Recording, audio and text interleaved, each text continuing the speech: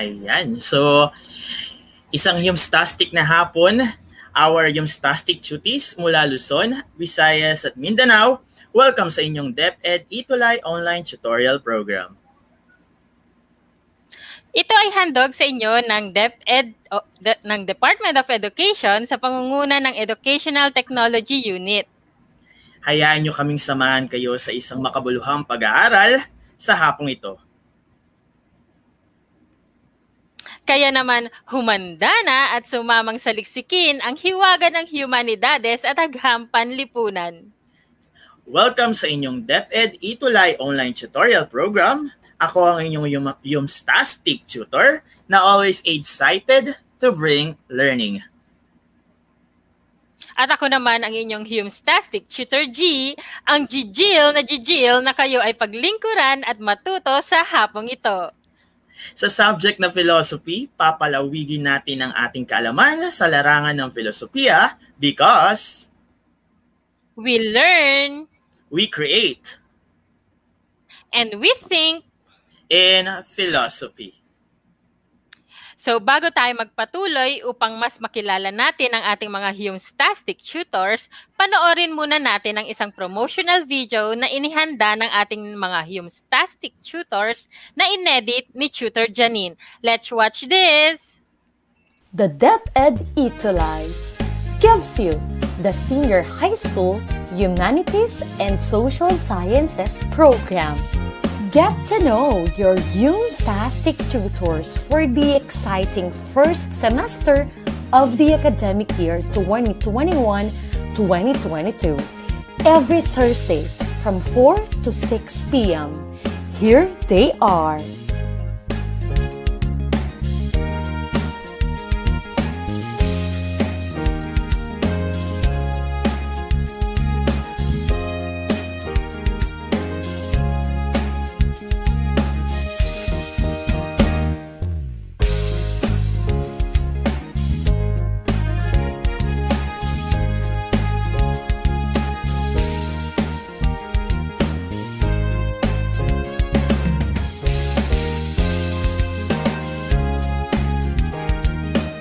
Halika na at matuto sa iyong Yumstastic tutors ngayon. Humanda at sumamang saliksikin ang hiwaga ng humanidades at agham panlipunan. Laging tandaan, ikaw ang best tuwing Webes. Sa tulong ng teknolohiya at maging ng social media, paaralan ay kusang lalapit sa iyo. Sulong edukalidad, supuin maling impormasyon, katotohanan nating ituro, paunlarin. Yan, so yan po ang ating mga Yumstastic tutors sa ating promotional video na inihanda, inedit ni Ma'am Janine, our Tutor Janine ng ating Yumstastic mga tutors ng Humanities and Social Sciences. So, Tutor G, last week we announced that we will have the Tuty of the Week. Siya yung Tuty na nagpakita ng galing at pagiging active sa pagsagot ng mga activities at nakilahok sa ating buong discussion last week. Yes, Tutor Aids. Kaya't gusto naming batiin drumroll, si Christine Joy G. Leocadio ng 12 GAS mula sa Maligaya National High School. Congratulations and salamat sa iyong aktibong pakikinig at pagsagot sa ating session last week. Diba, Tutor Aids? Yan, Tutor G. So congratulations again kay Christine Joy from Maligaya National High School. So bago tayo mag-start, Tutor G, gusto ko lang batiin ang aking principal at assistant principal ng aming school. Ang aking principal na si Ma'am Hilaria E. Calma at ang aking assistant principal na si Ma'am Marjorie Gutierrez. Ikaw, Tutor G, may gusto ko bang pasalamatan? Oo, Tutor Aids, salamat. Nais ko ding batiin ang aming butihing punong guro ng Maligaya National High School, Ma'am Jesusa Debote. Hello po. Gayon din ang aking mga kapwa guro, lalo na sa senior high school, sina Ma'am Imelda, Ma'am Charo, Sir RR, Ma'am Jane, Sir Dalton, Ma'am Makaira, Sir Rod, at Ma'am Melody. Salamat po. At sa lahat ng mga estudyante ko dyan na nakatutok ngayon. Ayan, you. so next week magkakaroon ulit tayo ng Cutie of the Week. So i-comment lamang po ninyo ang inyong pangalan, ang inyong lugar, ang inyong paaralan at kung anong kinukuha nyong strand or kung anong grade level po tayo sa senior high school. So babati lang tayo, Tutor G. And nakita ko uli rito si Christine Joy Licado, ang ating Cutie of the Week. Sabi po niya, good afternoon po. Okay, from 12 Grass, from Maligaya National High School. Ikaw naman, Tutor G. Meron din tayo dito, Tutor Aid, si Vincent Sadsad mula sa Sindalan High School, 9 Thompson. Ayan, saan man yung Sindalan, Sir Tutor Aids. Meron pa tayo rito, Tutor G, si Ellen Batacan, watching from Quirino National High School. So, ABM 12, Rizal, Ellen Batcan. Batcan or Batacan siguro ito, ma'am. Okay, so meron pa, Tutor G. Yes, Tutor Aids. Batiin din natin si Rodel L. Garcia, si Jessica Garcia ng 12 Shakespeare, watching from Digdig National High School. Hello sa iyo dyan. Ayan. So maraming salamat po sa panonood natin. So dadako na tayo sa ating lesson. So before we introduce our lesson, welcome tutees and parents to our subject, Introduction to the Philosophy of the Human Person. Yes, Tutor Aid. So this is our quarter 1, week 2, entitled Ways of Doing Philosophy. Okay. Now, bago ang lahat, muli, amin pong gustong pasalamatan ng DepEd Region 3 SDO Bataan para sa ating module na gagamitin ngayon. Ayan, maraming salamat po sa SDO Bataan. So we have here the following objectives. At the end of the session, you should be able to distinguish opinion from truth, realize the methods of philosophy lead to wisdom and truth, and evaluate truth from opinions in different situations using the methods of philosophizing. Yes, Tutor Aids. Now let us recall our lesson last week. Okay, so for this activity, we should make a hashtag. Tutees, make a hashtag of what you have learned from the previous lesson. Okay, so write down your answers in the comment section below. Okay, so be creative and think of our lesson last week and create your own hashtag. Okay, for example, as you can see in your screen, hashtag love of wisdom. Tutor Aid, sana meron tayong mga mga active na tutees ngayon. Ayan, hintayin lang natin, ma'am, ang mga comment ng ating mga tutees, ang kanilang mga hashtag for this day. Okay, so habang hinihintay natin ang mga tutees natin, ayun, may nakita na ako, ma'am. Tutor G, ayan. Si, nawala. Ayan, so si Jen Ausa, okay, hashtag Philo means love. Ayan, so comment lamang po ang inyong mga hashtag para magkaroon kayo ng chance na maging Cutie of the Week next week. Okay? Yes, Tutor Aids. Batiin din natin, Tutor Aids, ito meron tayong bagong pumasok, si Rachel Tondo mula sa Aliaga National High School, 12 TVL ICT. Hello sa iyo. Ayan, Tutor Aids, may nagsagot din, si Joseph Conrad Bulaklak. Hashtag love of wisdom din ang kanyang sagot. Very good. And thank you, Joseph. So, love of wisdom. So, be creative lang kasi naibigay na natin yata example ito, Tutor G. So kung meron pa kayo ibang natatandaan sa ating lesson, pwede nyo gamitin ang hashtag na to for today. Okay? So, meron tayo nakita, Tutor G. Ito si Joseph. Ayan, si Joseph, yes, binago niya. Ayan. So, hashtag philosophize love. Ayan. Thank you, Joseph.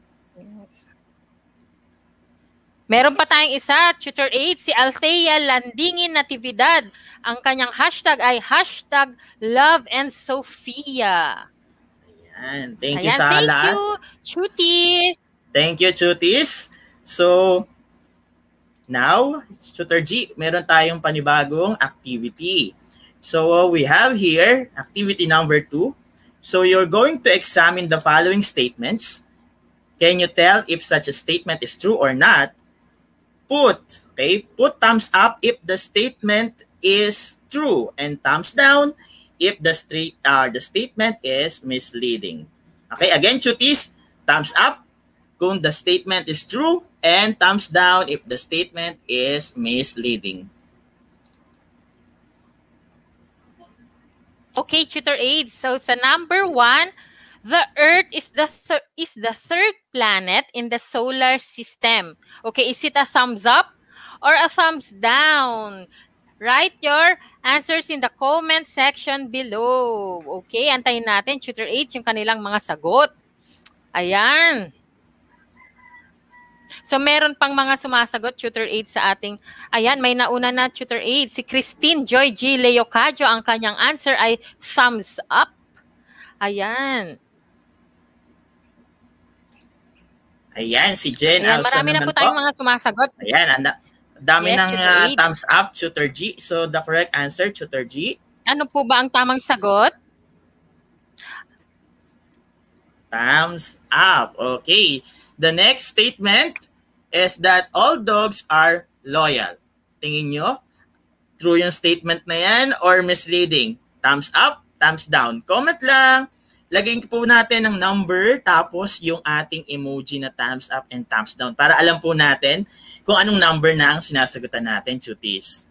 Yan, umuulan po ng thumbs up. Thumbs up, thumbs up. Okay, so sa tingin nila, thumbs up ito? Thumbs up. Thumbs up nga ba, Tutor G? Thumbs down. Tingnan natin, Tutor Aids. Ayan, the correct answer is thumbs down. Kasi, ma'am, parang hindi naman lahat ng dogs are loyal, sabi nung iba. So, next, Tutor G. Yes, number 3, Tutor Aids. So, my sister is a scientist because she loves science. Okay. My sister is a scientist because she loves science. Thumbs up or thumbs down? Okay, ang dami pa rin sumasagot sa ating number 2, Tutor Aids. Ano kaya ang mga sasagot nila sa number 3? Ayan, so may mga sumagot na, Tutor G, sa number 3. Yes, Tutor Aids. Meron na tayong number 3. Si Althea Landingen, ang kanyang sagot ay thumbs down. Ayan, so ano nga ba ang tamang sagot? Tutor G, umuulan tayo ng thumbs down dito. Ang tamang sagot, guys, Chutis, ay thumbs down. Very good, Chutis. Okay, next number 4. I am tall because I sleep during siestas. Okay, tingin nyo ba tama itong statement na to or misleading? Thumbs up, thumbs down, Chutis. Okay, write the number and then your emoji na thumbs up or thumbs down. Ayan, may mga sumasagot pa rin, Chutis, sa number 3. Ayan, may mga sumasagot ng thumbs down. Ayan, si Althea, si Vilma, si Nessie, si Samantha, Kapatoy, sumagot sila ng thumbs down. So the correct answer is thumbs down. Okay, thank you, Chutis. Ang gagaling. Next number. Very good, Chutis. Okay, for our last number, number 5, COVID-19 can be avoided by following the health protocols directed by the government. Ayan, so... Okay, again, COVID-19 can be avoided by following the health protocols directed by the government. So answer, put number 5 plus your answer, thumbs up or thumbs down. Okay, number 5. Okay, ayan, may mga sumagot na, Tutor Aids. So we have Althea, Samantha, Nessie, Vilma, Jen. Ano nga ba ang tamang sagot, Tutor Aids? Correct answer is... Ang tamang sagot ay... thumbs up. Very good, Chutis. Okay, very good, Chutis. So now we're going to have our lesson 2, ways of doing philosophy. So, on ways of doing philosophy, Plato claimed a knowledge that is acquired merely through our senses is not real knowledge at all. It is true philosophical reasoning where we gain true knowledge. Yes, Tutor Aids. So according to Plato, Chutis, knowledge is not just using your senses, your what you see, what you hear, what you smell, what you taste or touch. But we can acquire it through knowledge. I mean, when we do philosophical reasoning. So that is a way of doing philosophy. Okay. And thank you, Tutor G, for that information. Okay, so finding the truth. So in searching for the truth, you are already philosophizing. Searching for the truth is what prompted philosophers to philosophize in the first place. Ayan. So, Tutor G, last week pinag-aralan natin is about philosophizing. Di ba? Philosophizing is asking why. So, yung searching for truth or finding the truth, doon nagsimula ang mga philosophers to philosophize. So, yung pala naging ugat nila para mag-philosophize or magkaroon tayo ng philosophy. Okay? And then, sabi rito, kanina pa natin binabanggit yung truth na yan. So, ano ba ibig sabihin ng truth? Yeah. So, according here, truth is defined as something which can be proven and justified using one's faculties or senses that follows the order of logic, which is factual and valid under the normal human reason. Yes, Tutor Aid. So, pag sinabi nating truth, we have to have evidences to support our claims. Also they should be logical and valid. For example, when we say Maria is intelligent, now dapat kailangan nating i-justify iyon. Dapat hindi lang matalino si Maria. Dapat sasabihin natin matalino si Maria dahil mataas ang kanyang score sa exam at lagi siyang aktibo sa pagsagot. Tutor Aids. Ayan. Thank you, Tutor G, sa pagpapaliwanag. What is truth? Okay, now we have the term logic. So logic came from the Greek word logike, which pertains to art of reasoning. So it is also a science since it deals with the systematic process of reasoning in order to arrive at something. Ayan, Tutor G, ang logic daw ay may systematic process of reasoning. Example na lang natin, Tutor G. Example, meron tayong glass. We need to define what is glass. Alam naman natin that glass is made up of sand and silicate. Tama, Tutor G? So, merong iba't ibang klase ng glass. Pwede natin sabihin windows, windshield, bezels, or mirror. That is valid and that is factual. But you see, when you ask what a glass is, you may say that a glass is a container made of glass which is used as a vessel of drinking water. So, mas madalas kasing sinasabi natin, give me a glass of water. So, mas madalas na nakuha natin sa isip natin that glass is yung lalagyan ng tubig. So, gumagamit tayo ng mga logical reasoning. Okay? And then, we have common sense. Okay, Tutor G, common sense is from, according to Merriam-Webster Dictionary, defines common sense as the sound and prudent judgment based on a simple perception of the situation or facts. Yes, Tutor Aid. So pag sinabi natin common sense, ito yung pwede nating example. So ikaw, kunwari bilang estudyante, ay may kakayahan upang magbigay buhay sa mga patay.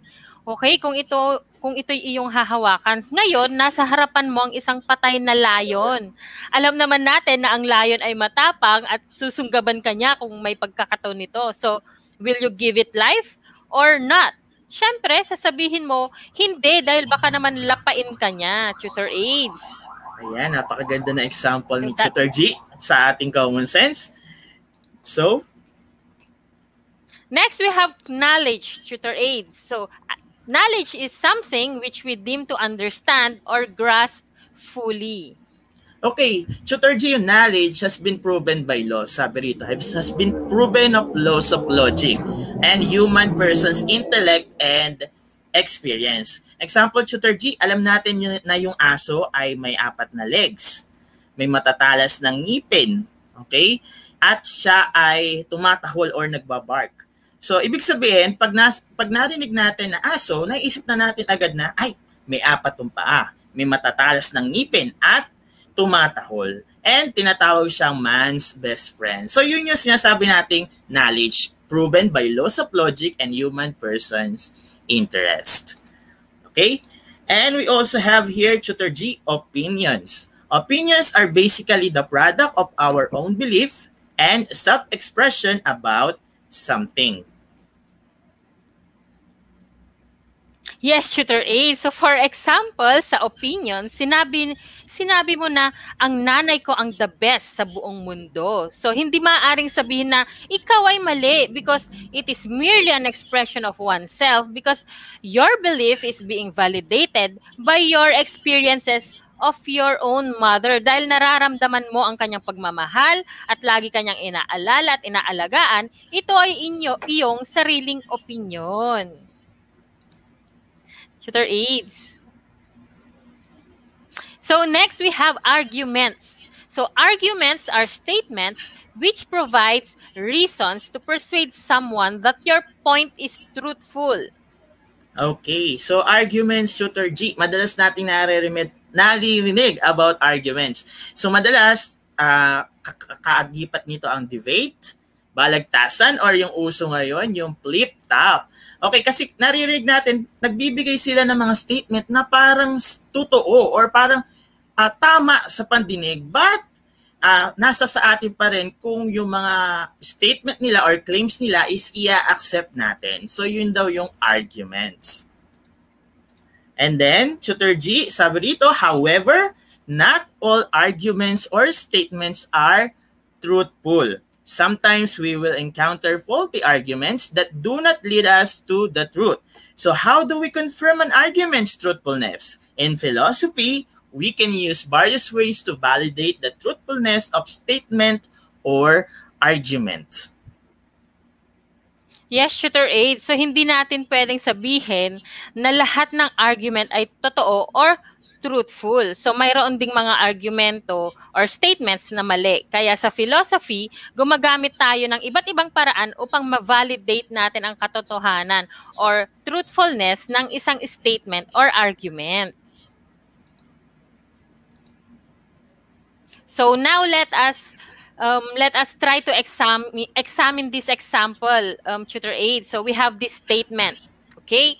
All that has legs are living. Now, chairs have legs.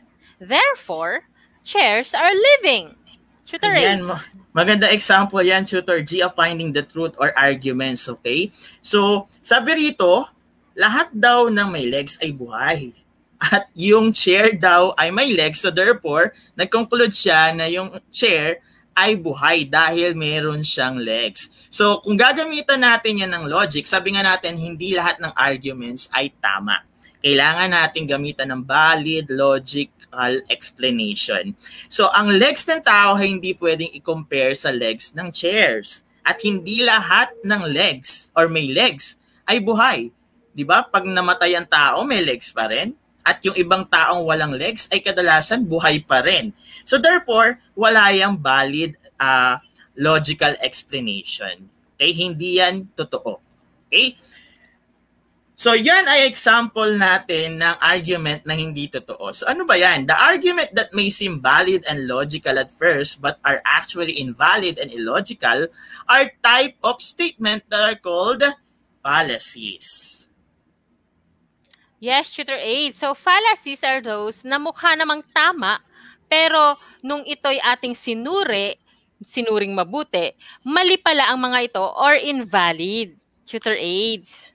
Yes, tama ka dyan, Tutor G. So, before pumunta tayo sa fallacies, let us have the activity number 3.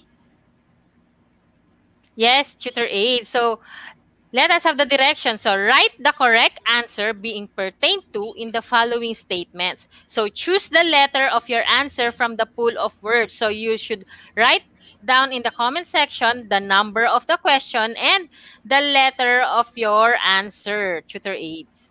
Okay, so Tutor G, ito yung pool of words. So, A, knowledge, B, belief, C, fallacy, D, truth, E, common sense, and F, opinion. Write the letter of the correct answer only. Number and letter of the correct answer sa ating chat box, Chutis. Okay, number 1, we have here, these are defined as misleading reasoning or argument.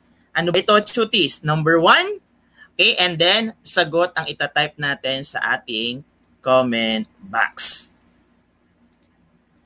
Okay, so hintay lang tayo ng sagot. Chutis, i-comment na natin ang ating mga sagot.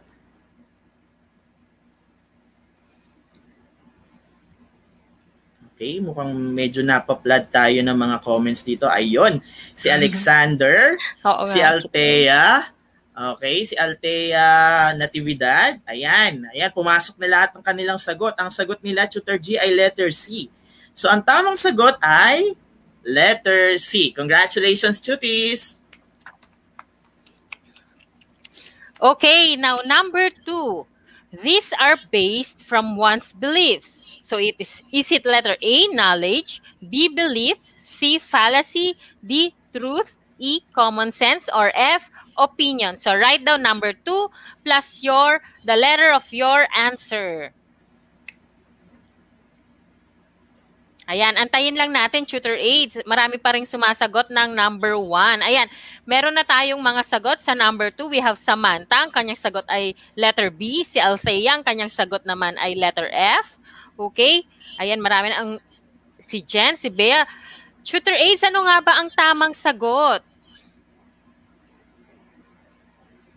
So, ang tamang sagot, Chutis, ay letter F. Okay.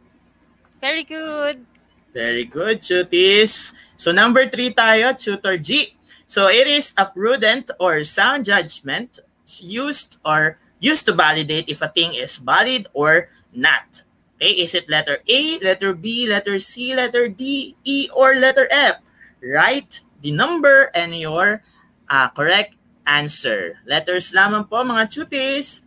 Ayan, may mga sumasagot pa. Tutor G sa kanilang number 2 question kanina. Ayan, may nakita na ako si Jamia Padilla. Sabi niya letter F daw po. Okay. Si Althea, letter E. Si Jen, saka si Samantha, letter E. So, ano nga ba ang tamang sagot? Ang tamang sagot natin, Tutor G and Chutis, ay letter E. Very good, Chutis. Okay, for number 4, it is defined as something which can be proven, justified using one's faculties or senses that follows the order of logic, which is factual and valid under the normal human reason. So is it letter A, B, C, D, E, or F? Okay, write your answers in the comment sections with the number of our statement. Okay, that's number 4. May sumasagot na. Ayan. Ayan. I-greet lang natin tong bagong pasok natin. Tutor 8, si Arlene Blanca, grade 11 Emerald from Alibadabad National High School. Ayan, may sagot na tayo. Number 4, si Althea Natividad, letter A. Si Jen, si Samantha, letter A din po ang sagot. Ano nga ba ang tamang sagot, Tutor 8? Okay, so ang tamang sagot, mga Chutis, ay letter D. Ayan, magagaling ang ating mga Chutis. So number 5, last number natin, Chutis, it is something which we deem to understand or grasp fully.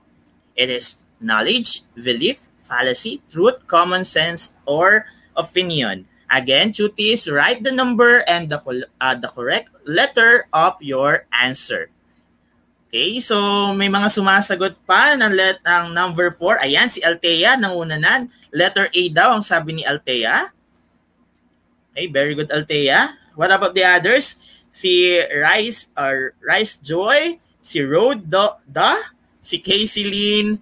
Okay, ang sagot nila ay letter A. Congratulations, Chutis. Ang gagaling ng mga Chutis natin ngayong linggo, Tutor G. Yes, Tutor 8. So now let's go to fallacies. So what are fallacies? Fallacies are defined as statements which are misleading and erroneous. We tend to commit fallacies because our arguments are crafted and stated in a wrong way, Tutor 8. Ayan. So yung fallacies pala, ma'am, is statement na mali.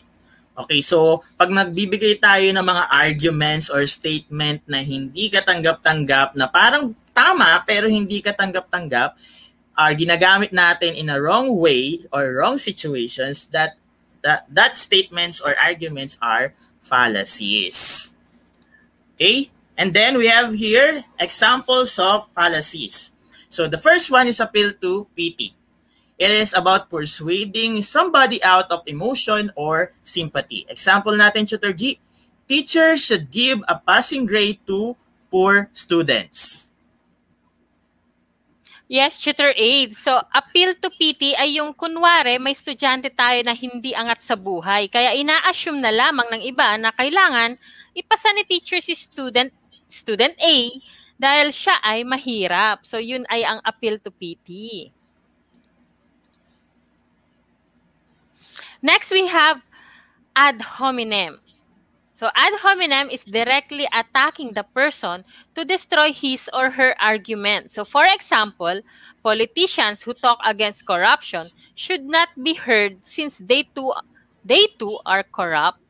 Tutor Aid. Okay. Thank you, Tutor G. So ang ad hominem pala, Tutor G, is parang yung kasabihan natin na ang magnanakaw galit sa kapwa magnanakaw. So yung politician na nagsasalita about corruption, yung politician pala na yun ay corrupted. Okay, so hindi daw dapat siya nagsasalita because gawain naman niya yung mga sinasabi niya. So that is ad hominem.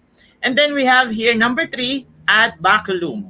Ad baculum is about applying force or position to escape from answering the argument directed toward him or her. Example, the boss is always right since he is the one who pays the salary of the employees.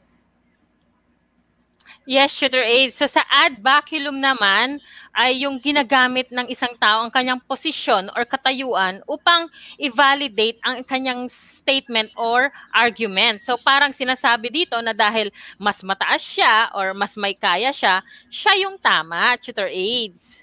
Ganun pala yun, Tutor G. So meron naman dito. Yes, tutor aids. Meron naman tayong tinatawag na hasty generalization. So dito, the conclusion given to an argument is lacking and is illogical and baseless. For example, Jenny is from Kamaya campus and she is intelligent. Therefore, all students from Kamaya campus are also intelligent, tutor aids. Ayun. So, Tutor G, from the word generalization, parang gine-generalize natin. Example, si Jenny matalino sa klase. Lumipat siya from other school, pero galing siya sa Kamaya campus. So, dahil matalino siya, sasabihin ng ibang estudyante, ay, lahat pala na nag-aaral sa Kamaya campus, matalino. Bakit mo nasabi? Kasi si Jenny matalino. Galing siya sa Kamaya campus. So, maling statement yon. Tawag natin doon, gine-generalize natin. Okay, so meron din tayo rito, Tutor G, yung post hoc.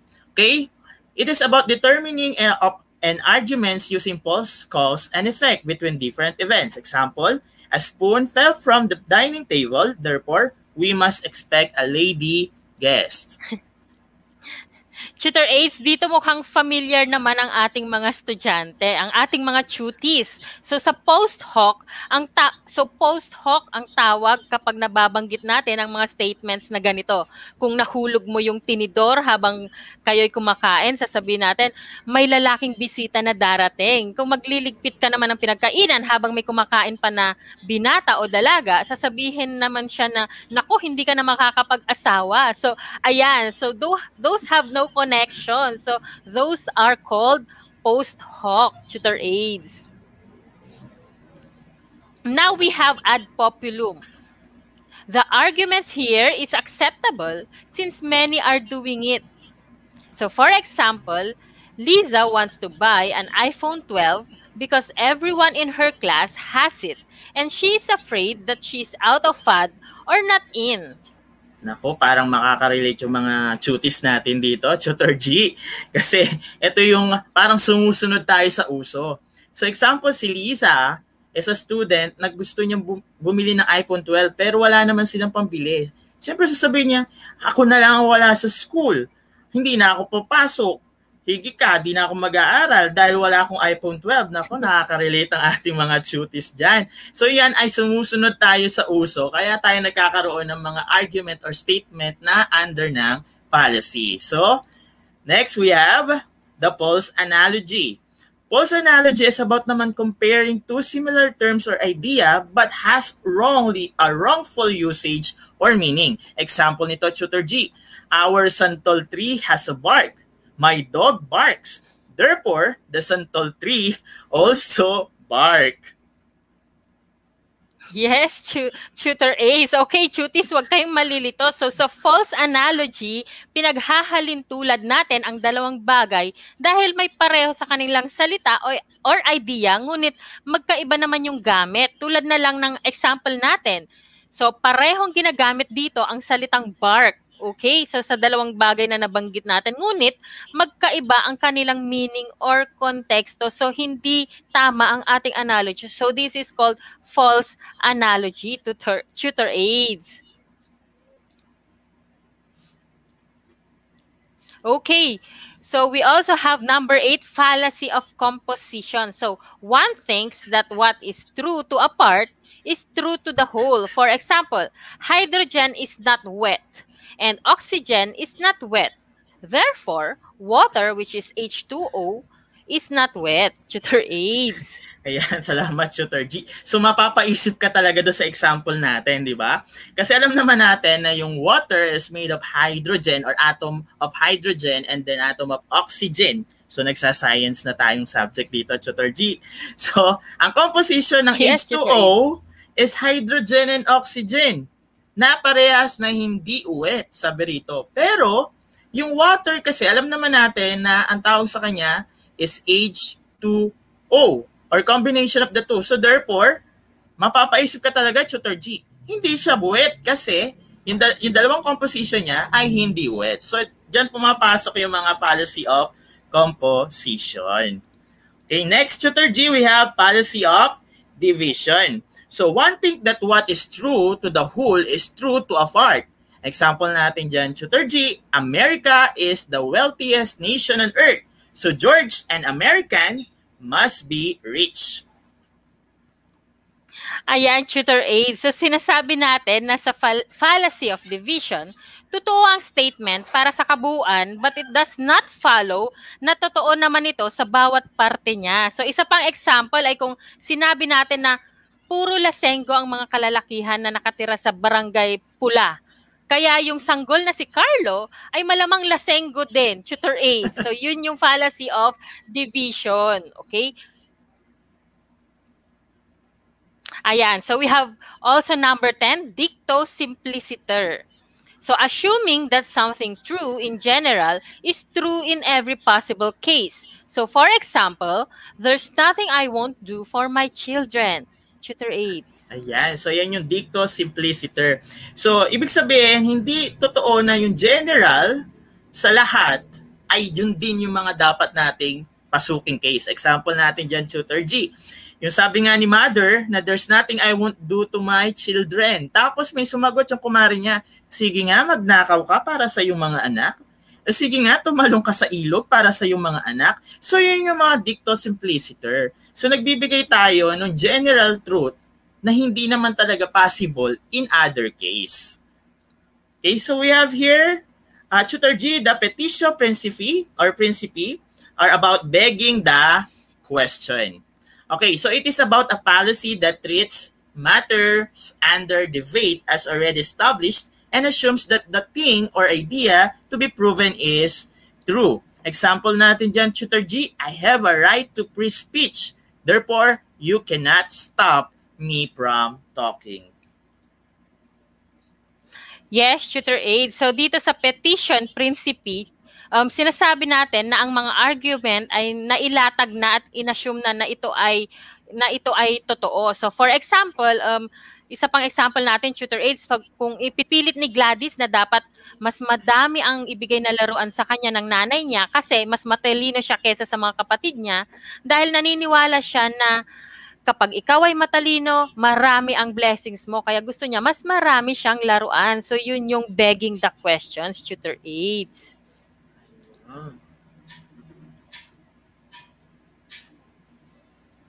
Okay, so for our assessment, we have let me read the directions, Tutor Aid. So, choose the letter that corresponds to the correct answer.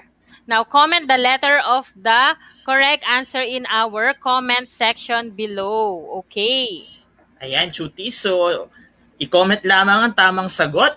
Again, number and letter of your correct answer. First statement, it is defined as the science and art of correct thinking and reasoning. It is A, metaphysics, B, ethics, C, epistemology, or D, logic. Okay, Chutis, time na para sumagot sa ating number 1 assessment. Okay, so ano kaya ang tamang sagot dyan, Tutor G? Just letter A kaya yan? Letter B, letter C, or letter D?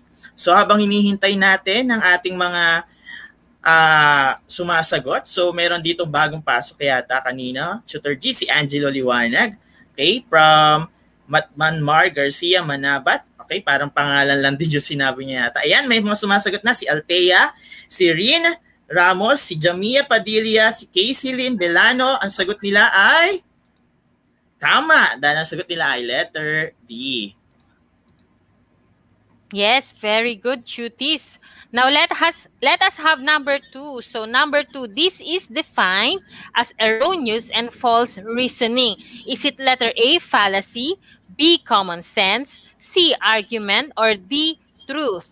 So write down the number and your answer, the letter of your answer. Number 2. Okay, marami pa rin sumasagot, Tutor Aid, sa ating number 1 question. Okay. Ayan, meron na pong sumagot sa ating number 2 question. So we have Samantha, letter A, Aliyah, Irish, letter D. So marami na, Tutor Aids. Ano nga ba ang tamang sagot sa ating number 2? So ang tamang sagot ay letter A. Congratulations sa ating mga tuties na nakakuha. Okay, congratulations sa ating mga tuties. Ito yung pangatlong tanong natin. These are statements which provide reasons to persuade someone about someone's point is truthful. Is it A, science, B, knowledge, C, argument, or D, highest principle? Again, tuties, write the number and the correct letter of your answer. So marami pa rin sumasagot, Tutor G, sa ating number 2 question. Ayan, meron nang sumagot sa number 3. Talaga napaka-aktibo ni Althea ngayong araw na ito. Okay, comment lang, tuties. Baka next week kayo ang ating maging tutie of the week. So ang mga sagot nila ay letter C. The correct answer is letter C.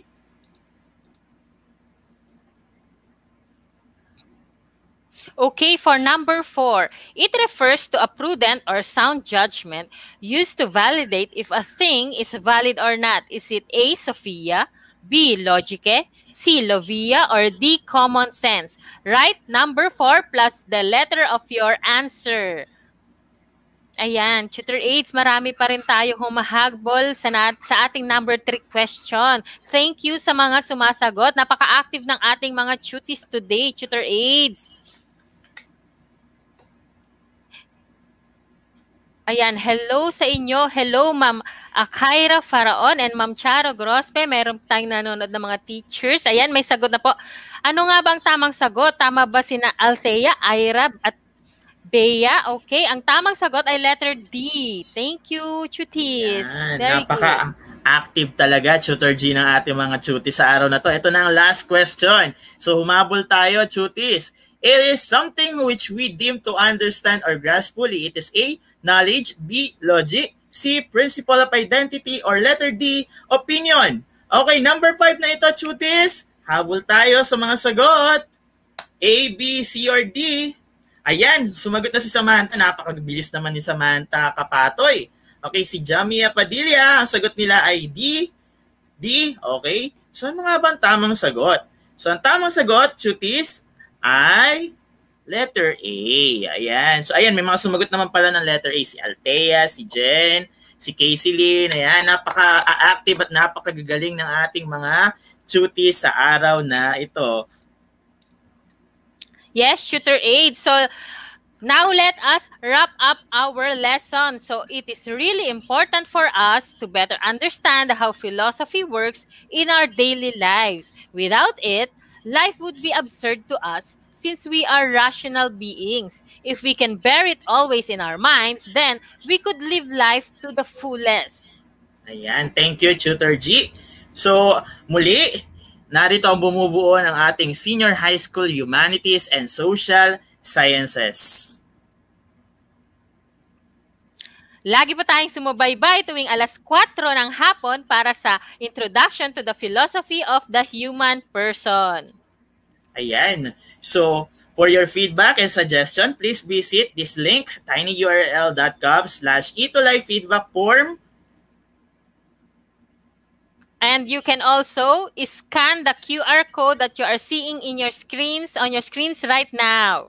Ayan, scan the QR code para sa inyong mga feedback and suggestions. And dito na po nagtatapos ang ating Yumstastic episode para sa pangalawang linggo ng ating online tutorial. Muli ako si Yumstastic Tutor AIDS na always excited to bring learning. Maraming salamat sa inyong pagtutok and we hope to see you next week. Muli ako si Yumstastic Tutor G, ang Gigil na kayo ay paglingkuran at matuto sa hapong ito. Ayan, for your comments and suggestions, you can see the edtech at deped.gov.ph.